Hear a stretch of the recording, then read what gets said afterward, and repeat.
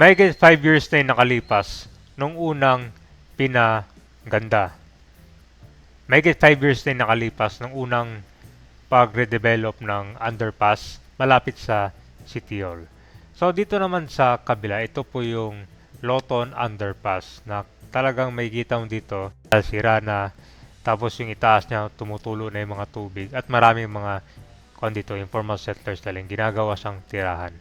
So marami nagtatanong dito kung ano yung plano. Kasi tingnan mo yung underpass dun sa City Hall, di ba? Ang ganda. Talagang pang world class yung datingan. So nung ika 100 days, binanggit ni Yorme yung plano na dito sa Loton Underpass. Ipapa-redevelop siya. Yan ang picture natin ngayong kabayan. Dito naman tayo sa underpass. Di ba? Kasama sa plano ni Yorme. Ito sa gagawing redevelop nung ika 100 days niya. Yan o. So dito marami talagang kailangang ayusin dito. Tulad na lang nitong tiles niya, sira-sira na. Tapos yung dumi, no? Puno ng mga alikabok.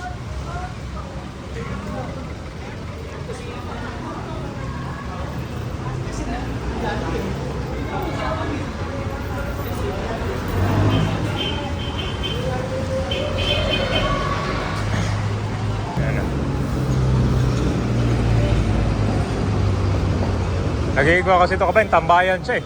Pero araw-araw naman ito kiniklearing talaga, nilinis.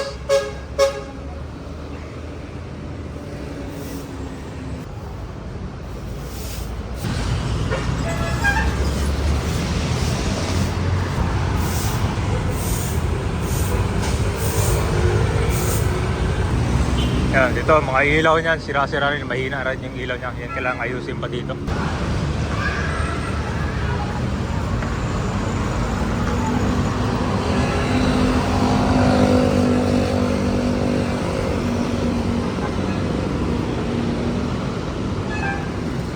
Yan yung problema kapag tinatambayan itong area na to kasi dito sila nasusunog ng tanso, tapos yung mga halaman bagong lagay lang to kasi sira na naman dahil sa pagtatapon ng mga basura.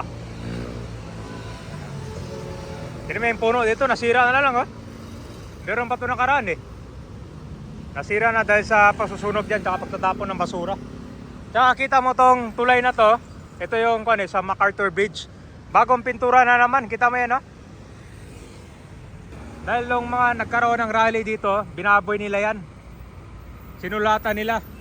Dinamay na naman nila yung lungsod ng Manila kapag meron sila mga event. So agad naman pina-action agad ni Yorme yan. Pinapintura. Sabi sabihin niya, toskas na naman. Mabilis talaga ang action ni Yorme kapag mga ganyan, binababoy. Pero pag nasample na at nahuli yan, ako, yari talaga sila. Pati ito yan, kaya napapansin mo hindi pantay yung kulay dito dahil sa mga kanto, dahil sa mga pinagsusulat nila.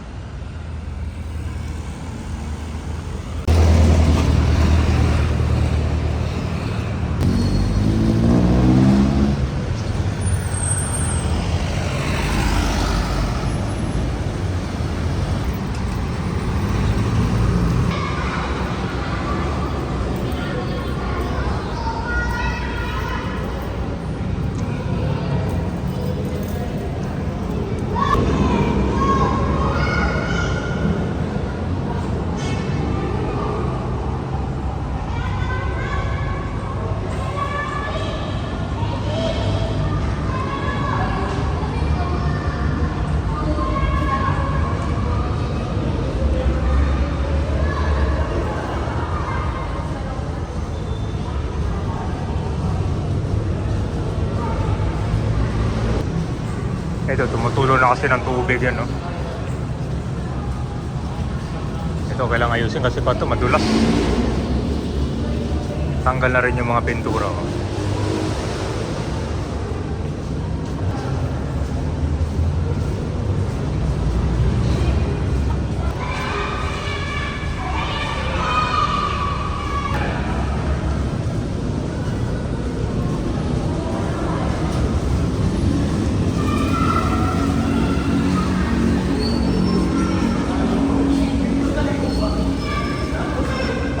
May problema ito kami, ginagawang squatting area dito.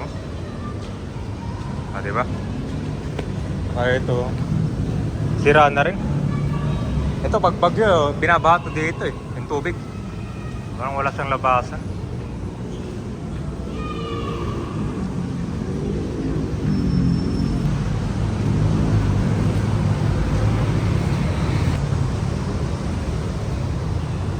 Talagang dito tinatago.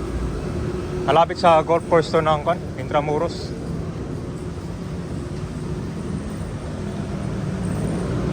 Yan pa yung kailangan ayusin dito. Nakamoy adjust na rin siya dito.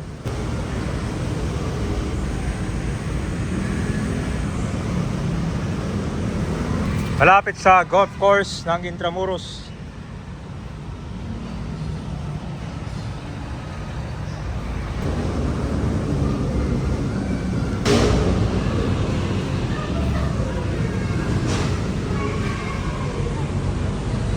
Kailangan din ng plastic dito.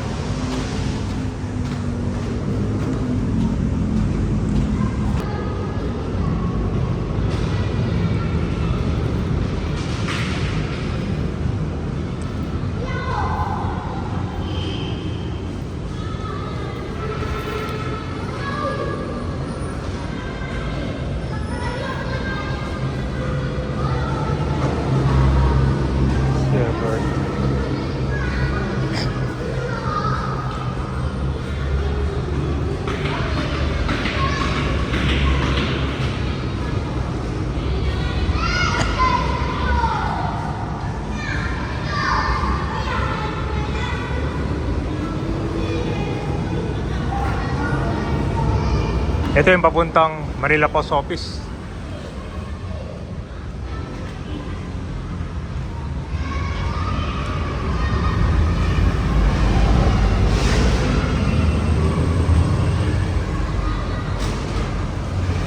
Meron din dito.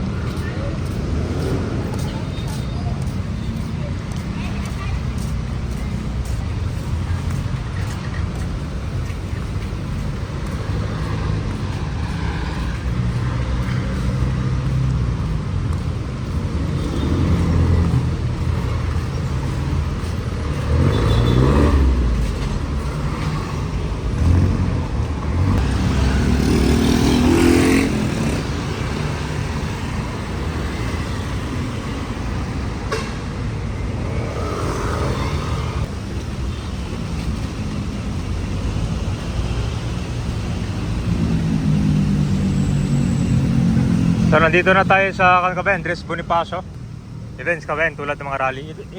Isa kasi ito sa Freedom Parks dito sa Metro Manila.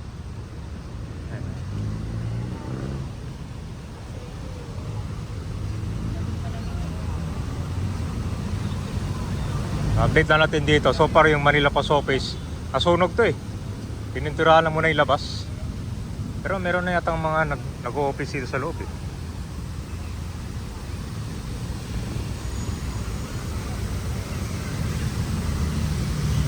So far dito assist lang siya. Na masyado kasi Freedom Park eh.